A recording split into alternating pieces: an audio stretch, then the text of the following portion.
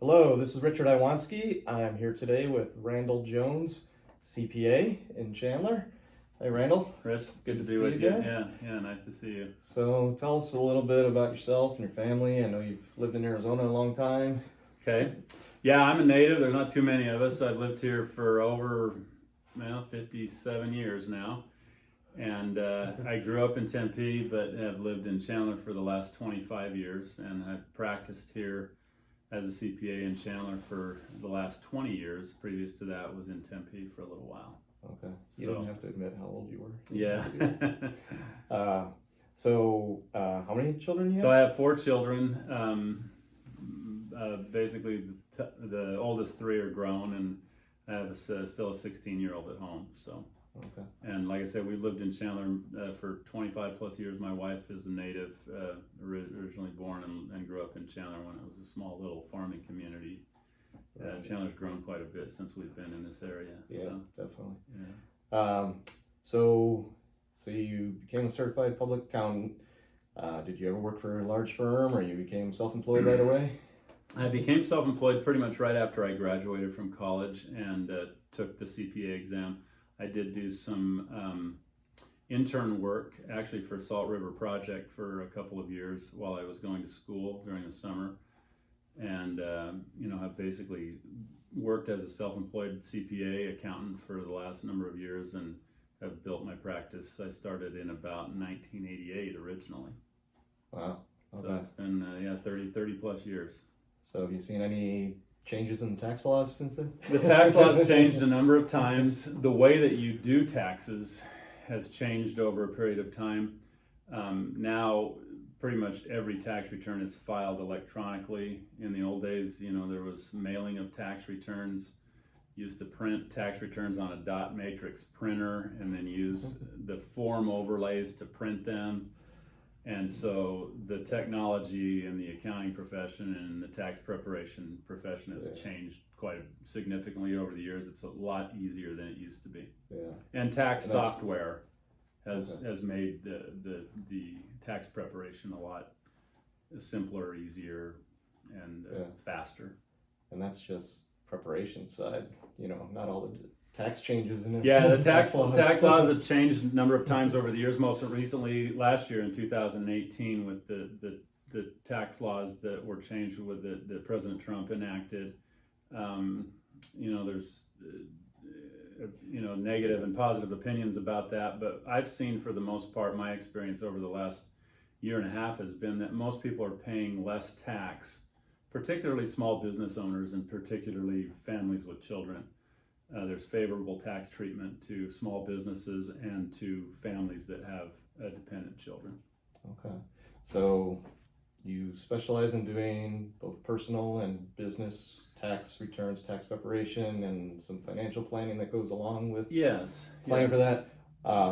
So you kind of touched on it there. So if someone's an individual with a real simple W-2, they could potentially just use TurboTax or something, but where it's important to use a CPA like you is if you got more deductions. If you're particularly if you're self-employed, or if you have investment, like mutual funds and brokerage accounts, you buy and sell stocks. A lot of people have rental properties, and that becomes a little bit more involved. You're using depreciation schedules to depreciate, the fixed assets. Someone with just a W-2, a lot of single people particularly, or even a married couple that just had W-2 income, relatively simple to do those kinds of tax returns. A lot of people use TurboTax or, there's other tax programs out there that they still cost a little bit to buy them. I was going to say, you still got to pay for that. Yeah, still got to pay, and then you have to file a state return as well. So depending on what your needs are would determine whether or not you need a CPA or would like to use a CPA. A lot of people use CPAs or feel comfortable having someone else prepare their tax return in the event they ever get audited, because then they would have somebody to back up or support what's on the return, and they would have help in a situation like that. So some people, particularly I've found more elderly people, are just wanting to have somebody else prepare their returns for them.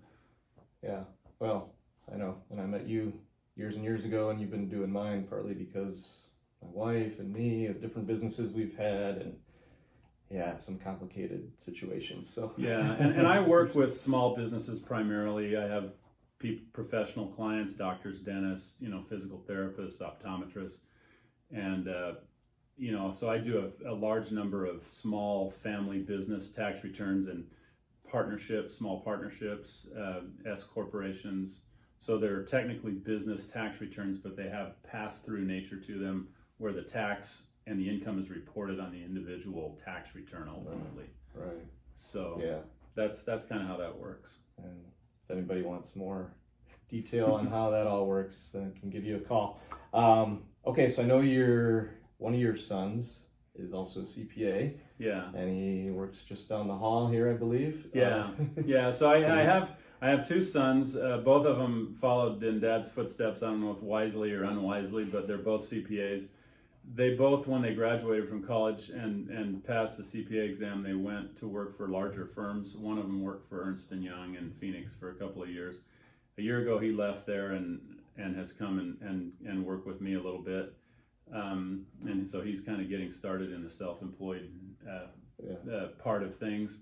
Nice. And has enjoyed it. And then I have another son who's he works at Deloitte in downtown Phoenix also, and potentially or down the road he probably will leave there and come do his own thing, hang a shingle and do things, self-employed as well. Yeah.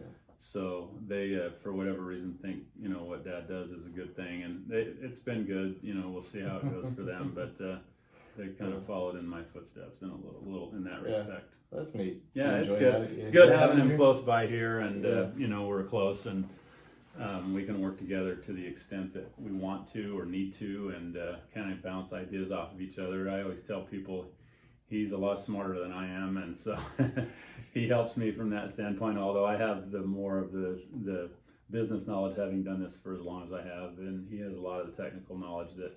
He actually has a more advanced degree than I do. He has a master's degree in accounting and tax, and I just have a bachelor's. And we both passed the CPA exam, so that's and I have 30 years work experience, so that's always worth a lot. Right. Yeah. I think that's the way it happens, right? The kids get smarter. They do. The next generation should be smarter than ours. That's for sure. Have you had a great story about business or somebody? Well, I thought about that. There's lots of good stories. One of the stories I could tell is about some of the audits I've been through. I don't have clients that get audited too much, but I've had some unique experiences dealing with the IRS and their tax auditors. Those are not things that people generally want to do, but occasionally it comes up. One story that I will tell you is I have a client that he's actually a professional athlete, and he had substantial income, and his prospective wife, they were engaged but weren't married yet, had substantial income as well. And they were planning on getting married like January 3rd or something like that. And they came to me and said, hey, do you have any advice for us from a tax standpoint as we get married, what we should do differently? Right. And I said, well, if you haven't planned things completely and you wanted to get married before the end of the year, it would save you some tax liability jointly if you could file a joint tax return, and if you were to get married, before the end of the year instead of waiting till the first of the next year. Yeah. And so they changed their wedding plans. They ended up getting married before the end of the year because your filing status, how you file your tax return, is determined by your marital status as of the last day of the year. So even though they weren't married for most of the year, they were married on the final day of the year, and so they could file a joint tax return rather than filing two single returns, which saves some combined tax liability for the two of them. Yeah, so they probably saved enough to pay for the wedding. Yeah, maybe at least a little bit. They were fairly high income people, both of them, and so it made sense just to get married before the end of the year so they could file jointly. Yeah, well, that's a great story. Yeah, yeah. All right, and so you mentioned you've lived in Chandler a long time.